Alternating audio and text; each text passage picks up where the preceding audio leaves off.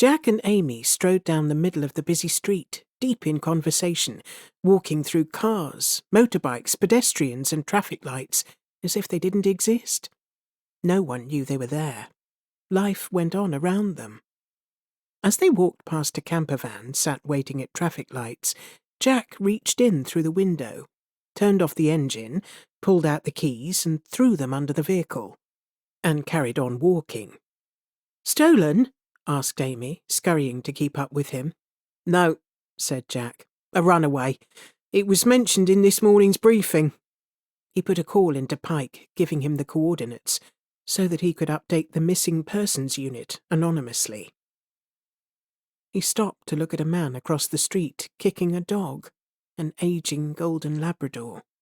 People were walking past, doing nothing, pretending not to notice.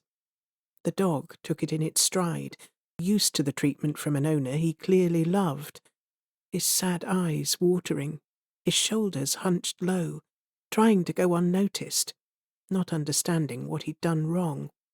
"What a tosser," huffed Jack, walking towards them with one of his murderous looks. "Some people shouldn't be allowed to have animals. They don't deserve them." "Don't do anything stupid." Amy pulled on his arm, trying to hold him back. Jack could calmly watch an Erthfolk get beaten, but an animal, that was a step too far.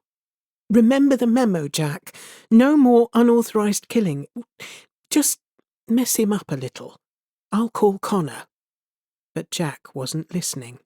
He flew over at speed, through an oil tanker, bus and cyclist, to land beside the male, who was clearly drunk, with a beer in one hand and the dog's lead in the other. The dog, seeing Jack's presence, looked up at him, eyes sad, pleading to be let off the lead to get away, at least until his owner was sober. "Sorry, mate," he sighed. "I know you love him, but this is the last time he is going to do this. You're getting out of here, and I'm teaching him a lesson."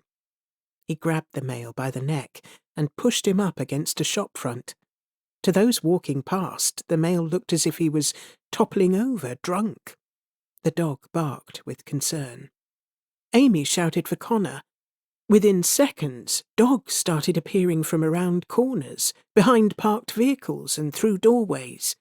They all stood and stared at her, wondering what the call-out was for. Invisible to Erthfolk, they were all dead. "Connor!" she shouted again, trying to pull Jack back from the male, whilst taking the dog lead from his hand. The dog was in distress.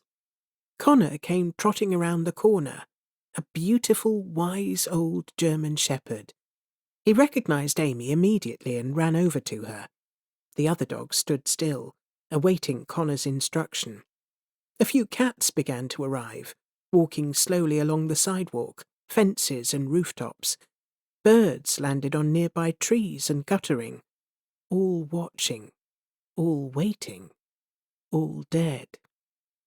Jack put his face close to the drunk's ear and turned on his voice so that the male could hear him. "How do you like this?" he hissed, kicking the man in the shins. The man screamed and fell forward. "How do you like it?" Jack hissed again, fist smashing his jaw up and back against the wooden frame of the shop window. "If I ever see you with a pet again, I'll personally skin you alive, you bastard!" he hissed. "Do you hear me?" The man screamed, closing his eyes, not understanding what was happening. "Do you hear me?" "Yes," he nodded, bloodied eyes searching, trying to find where the voice was coming from. Blood splattering from his mouth and nostrils. Amy took off the dog's collar and snuggled its ears as it stared nervously at Jack, not understanding what he was doing to his owner. He started to growl. His instinct was to protect the man. "It's okay. You're going to a better home," whispered Amy. "Connor here is going to take you to a trusted rescue centre. I want you to run with him and don't look back, okay?" Amy put her face up close, resting her forehead on the dog's, blocking his view of Jack and his owner. "It's time. You deserve better.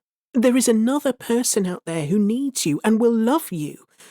And you need them, okay?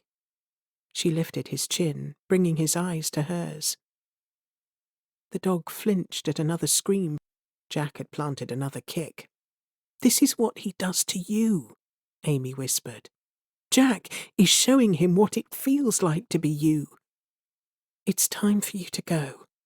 If he does it again to you, Jack will kill him, and we don't want that, do we? She turned to Connor, standing at her side, listening. Connor stared at the lab, nodded his head, and gave a short bark. The rest of the cats and dogs came forward, surrounding them. Amy let the dog go, and watched as the whole gang ran up the street, with Connor and the lab in the lead, and the birds overhead following. The lab didn't look back. "I love you, Connor!" shouted Amy. A loud bark came back in reply. She turned to see Jack throw the drunk one last time against the shop window. Glass shattered around him as he fell inside. A crowd began to gather, wondering what this strange man was doing, throwing himself around, purposefully hurting himself. No one noticed the dog trot around the corner. Jack brushed himself down and motioned for Amy to follow as he strode on down the street. "The bastard," he muttered under his breath. "Did you take out the chip?" "Yep, the rescue centre won't try and return him. He will be rehoused." She looked at Jack and sighed. "Can you just look forward and stop noticing things for once?" He picked up an old lady's purse and popped it back in her pocket. "What?" he grinned. "Dunno what you're talking about. No one died."